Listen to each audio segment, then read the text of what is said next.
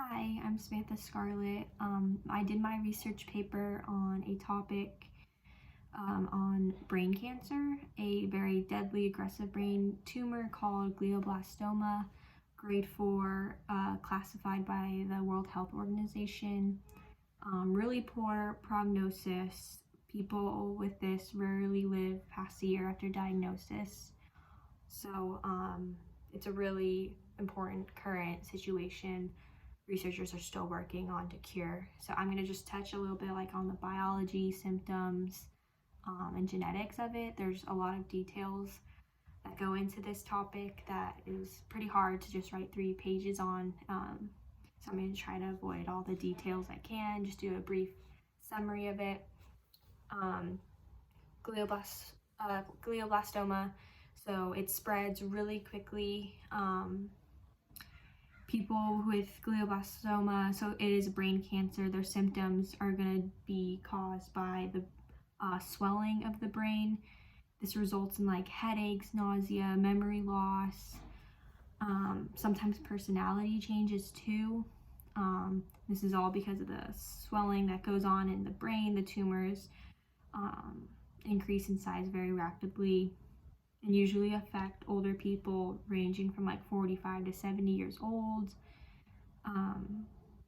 And the problem with researching glioblastoma is there's a lot of complexity in numbers of diverse cells within these tumors. So it's actually a small percent of glioblastomas are linked to hereditary conditions. So that makes it really hard to study. So I'm going to just touch into some abnormalities of the genes and the different chromosomes that have been identified but still being studied. A lot of research has led to believe that these condition mutations are caused by DNA defects, exposure to different chemicals, and other triggers that are not really identified yet. So there's still research going on in there. But now touching on more of the treatments. So finding effective treatments for glioblastoma basically boils down to understanding the basic genetic and epigenetic alterations going on within the cell cycle control, and a lot of it does involve apoptosis, programmed cell death.